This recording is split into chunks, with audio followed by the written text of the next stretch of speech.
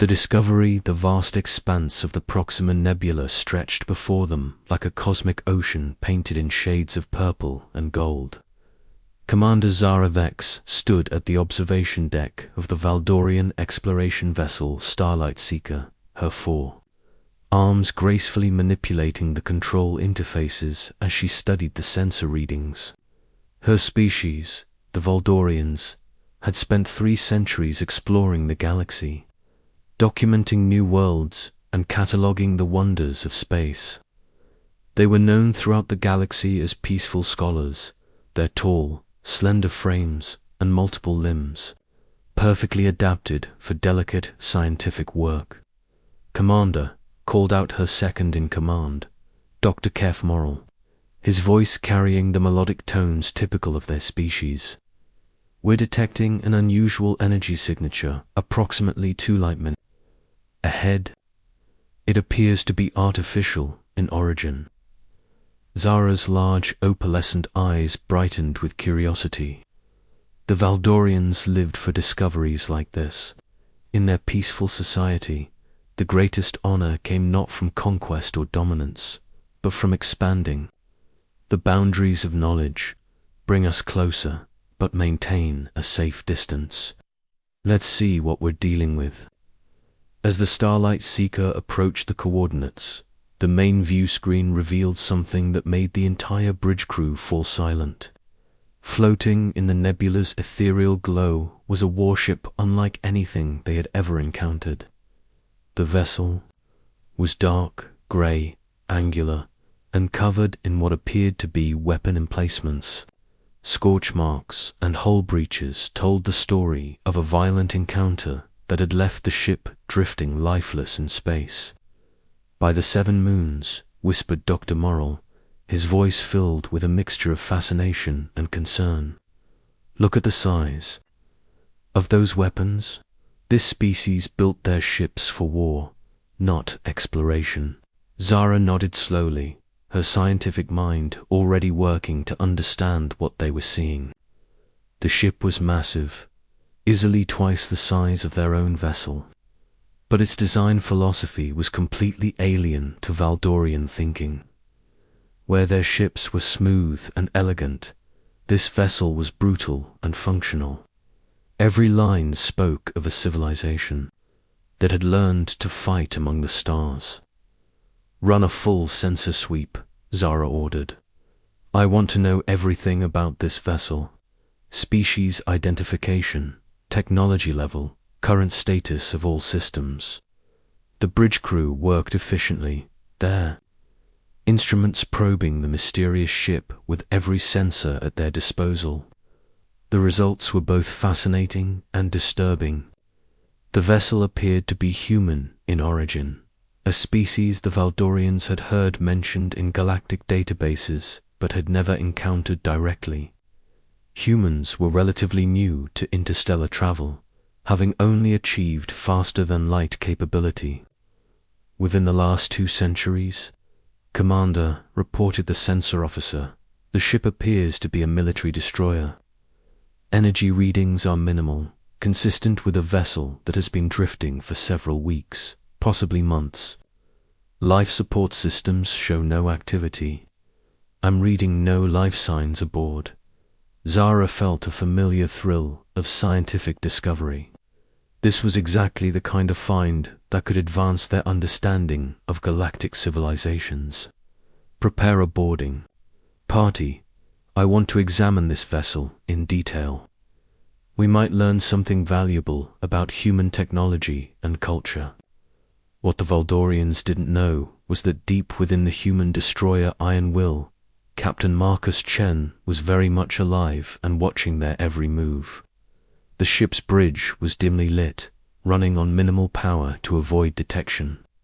Chen, a veteran of 3 interstellar conflicts, stood silently beside his command chair, his weathered face betraying no emotion as he watched the alien vessel approach. "Captain," whispered Lieutenant Sarah Torres, the ship's tactical officer, "they're preparing to board. 12 individuals, all appear to be carrying scientific equipment. No obvious weapons." Chen nodded grimly. The Iron Will and her crew of 150 had been conducting a deep reconnaissance mission in this sector. When they had detected the approaching Valdorian ship, rather than reveal their presence, Chen had ordered the ship to go into what humans called silent running mode. Every non-essential system was shut down, heat signatures were masked, and the crew maintained absolute silence to any external observer. The Iron Will appeared to be nothing more than a battle-damaged derelict. "Maintain the deception," Chen ordered quietly. "I want to see what these aliens do when they think no one is watching. This could be valuable intelligence." The human military had learned through hard experience that knowledge was often more valuable than weapons. In their short but violent history among the stars, humans had faced off against 3 different alien species, each technologically superior in their own way. But humans had survived and thrived by being clever, adaptable, and willing to use any advantage they could find. As the Valdorian boarding party approached the Iron Will, they had no idea they were about to become unwitting participants in a human intelligence operation. The aliens carefully cut through what they believed was a damaged airlock, their plasma torches creating a shower of sparks as they breached the outer hull. The boarding party consisted of scientists and researchers, not soldiers, reflecting the peaceful nature of Valdorian society. Commander Vex was the first to step through the breach, her breathing apparatus adjusting to the ship's atmosphere. The air was stale but breathable, which surprised her. Most derelict vessels lost atmosphere within days of being abandoned. She made a mental note to investigate the human atmospheric recycling systems later. The corridors of the Iron Will were unlike anything the Valdorians had seen before. Instead of the open, flowing designs favored by most spacefaring species, these passages were narrow, angular, and filled with what appeared to be defensive positions. Thick blast doors were positioned at regular intervals, and the walls themselves seemed to be designed to channel and contain explosions. "Remarkable," Dr. Morrell observed, running his scanner along a wall panel. "The whole thickness is 3 times what would be necessary for normal space travel. These humans built their ships to survive direct weapons fire." As the boarding party spread throughout the ship, they began to understand that they were dealing with a species that approached space travel very differently from their own people. Where Valdorians designed ships for comfort and efficiency, humans had built theirs for survival and combat. Every system had backup systems, every corridor had defensive positions, and every component was built to function even when damaged. In the ship's armory, the Valdorians discovered weapons that made their peaceful minds recoil in shock. Projectile weapons that could punch through heavy armor, energy rifles capable of cutting through bulkheads, and portable missile launchers designed for close-quarters combat. The sheer variety and lethality of the human arsenal was staggering. They planned to fight inside their own ships, one of the scientists observed with a mixture of admiration and horror. "These weapons are designed for shipboard combat. What kind of species expects to have to fight enemies who have already boarded their vessel?" The answer, of course, was a species that had learned warfare the hard way. Humans had faced enemies who used boarding actions as primary tactics, and they had adapted accordingly.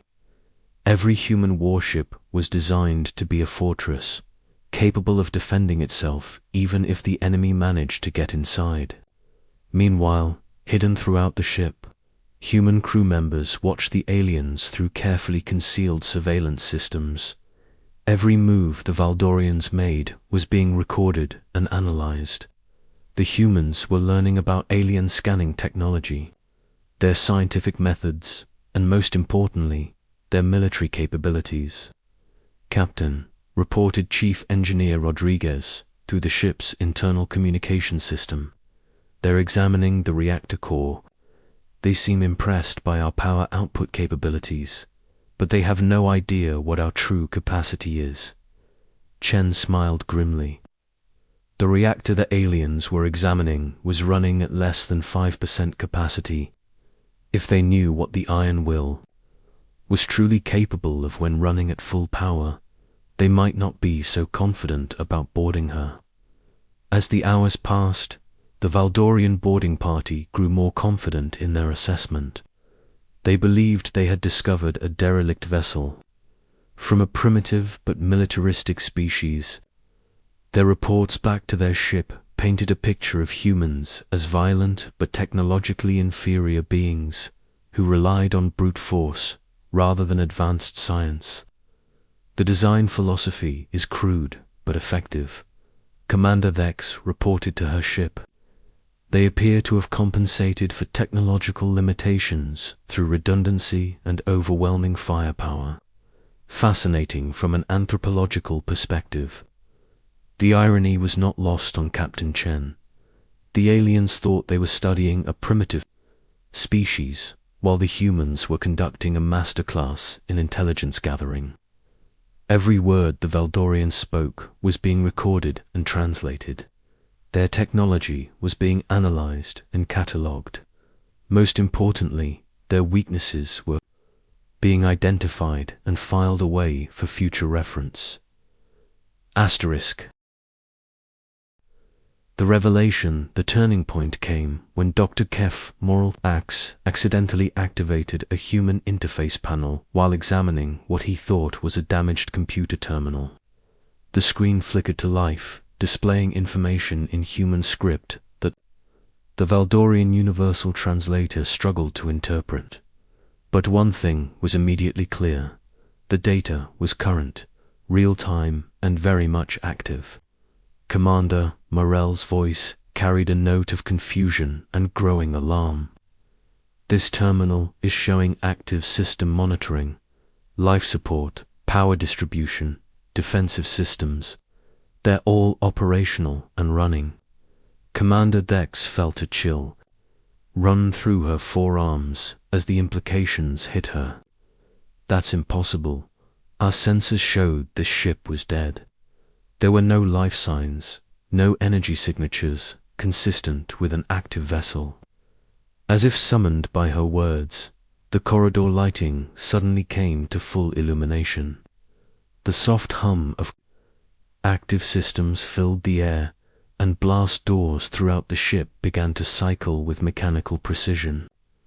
The Valdorian boarding party found themselves surrounded by the sounds of a fully operational warship coming to life. All alien personnel, a calm human voice, spoke through the ship's communication system. Please remain where you are. Do not be alarmed. We mean you no harm, but we need to talk. The voice belonged to Captain Marcus Chen, who had decided that the intelligence gathering phase of their operation was complete. His crew had learned everything they needed to know about Valdorian technology, their scientific methods, and their military capabilities. More importantly, they had confirmed that these aliens posed no immediate threat to human space. This is Commander Zara Vex of the Valdorian Exploration Fleet, she replied, her voice steady despite the shock of the situation. We believed this vessel to be abandoned. We meant no harm in our examination. Chen's voice carried a note of professional respect. We know, Commander. We've been monitoring your activities since you first detected our ship. You and your people have conducted yourselves with honor and scientific integrity. We would like to propose a formal meeting. The human captain appeared in the corridor, flanked by two of his officers. Chen was a compact man in his 50s, his graying hair and weathered features speaking of years spent among the stars. His uniform was practical and functional, lacking the decorative elements that many species use to denote rank. But there was something in his bearing that commanded immediate respect. Captain Marcus Chen, commanding officer of the human destroyer Iron Will, he said, extending his hand in the traditional human greeting. I apologize for the deception, but we had to be certain of your intentions. Commander Vex stared at the human captain, her mind racing to process the implications of what had just happened. Your ship, ... It was never damaged, was it? This was all an elaborate ruse. Chen nodded. We call it silent running. When we detected your approach, we made the decision to observe your actions rather than reveal ourselves immediately. In our experience, you learn more about a species by watching what they do when they think no one is looking.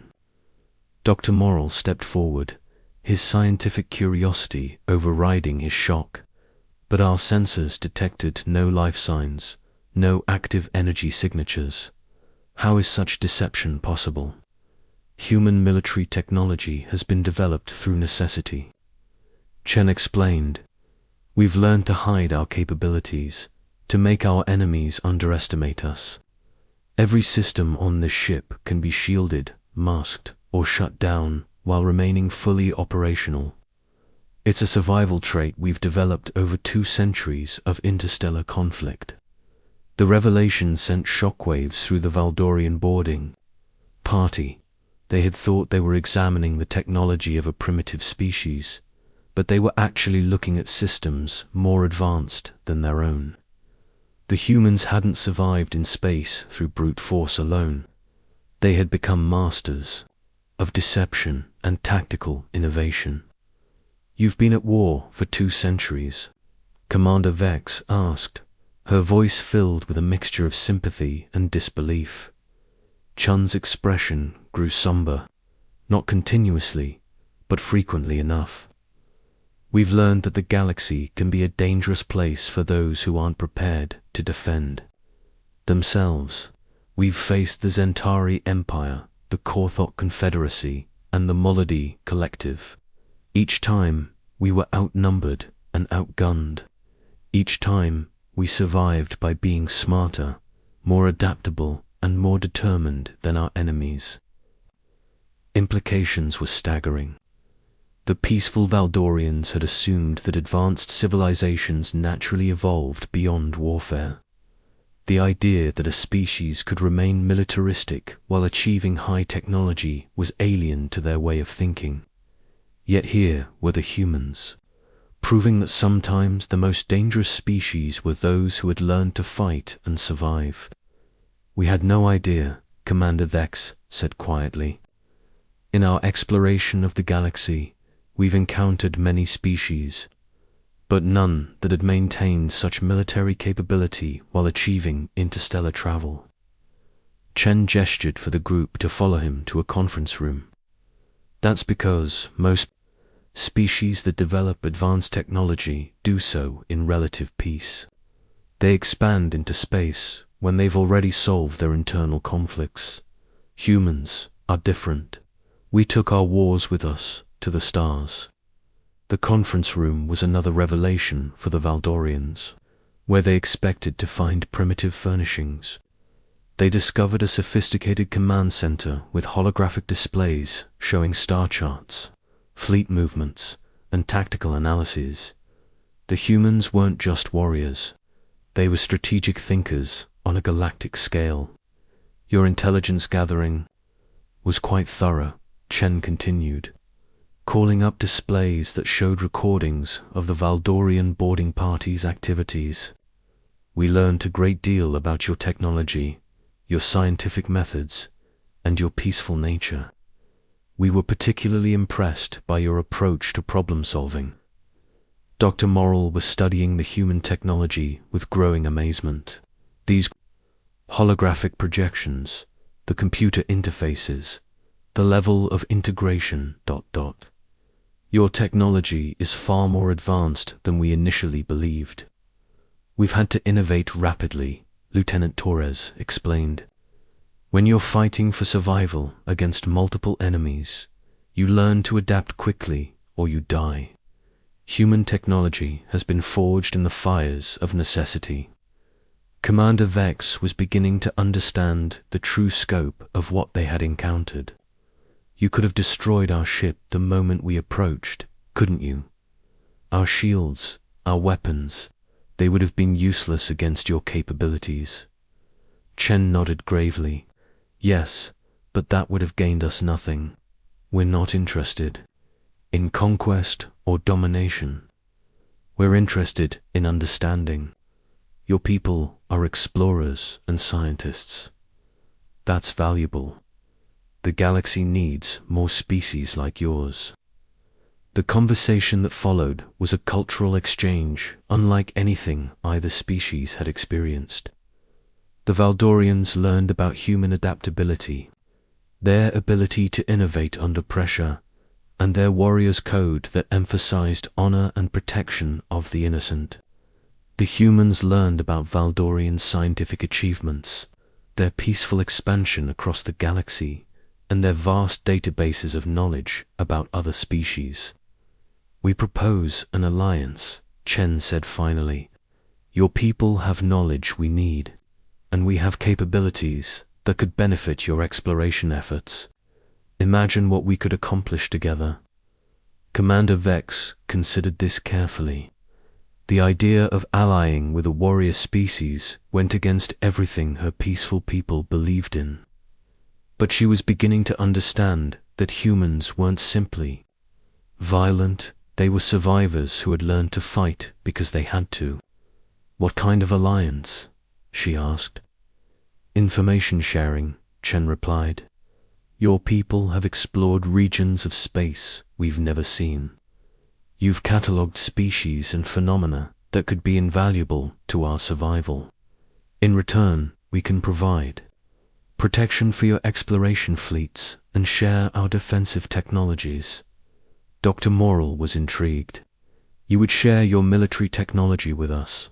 Even though we've never developed such capabilities ourselves, we'd share the defensive aspects, Chen clarified. Systems that could protect your ships from hostile species. Early warning networks, communication technologies that can't be intercepted. We're not trying to turn you into warriors. We're trying to help you survive in a galaxy that isn't always as peaceful as you believe. The negotiations continued for hours, with both species learning to appreciate each other's strengths. The Valdorians were amazed by human ingenuity and determination. The humans were impressed by Valdorians' scientific achievements and their peaceful approach to galactic exploration. As the meeting concluded, Commander Vex realized that her people's understanding of the galaxy had been fundamentally changed. They had thought they were discovering a derelict vessel from a primitive species.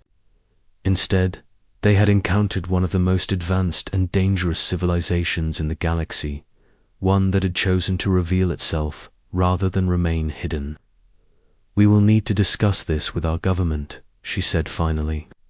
But I believe this alliance could benefit both our peoples greatly. Chen stood and extended his hand again. Thank you for your honor and integrity, Commander. Your people's reputation for peaceful exploration is well deserved.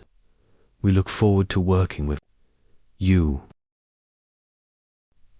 As the Valdorian boarding party prepared to return to their ship, they carried with them recordings and data that would revolutionize their understanding of galactic politics. They had learned that the galaxy was far more complex and dangerous than they had believed, but they had also discovered that not all warrior species were hostile. The humans had once again proven that their greatest strength wasn't their weapons or their technology, but their ability to adapt, to learn, and to forge alliances even with species that were completely different from themselves. They had turned a potential first contact disaster into the beginning of a friendship that would span the stars. The Iron Will powered up to full capacity, no longer hiding its true capabilities. The massive warship's engines hummed with barely contained power. Its weapons systems cycled through diagnostic routines, and its shields flickered to life. The Valdorians watched in awe as the derelict they had boarded revealed itself to be one of the most formidable vessels they had ever encountered. As the two ships parted ways, both species carried with them new understanding and new possibilities. The Valdorians had learned that sometimes the greatest discoveries came not from examining dead artifacts, but from engaging with living civilizations.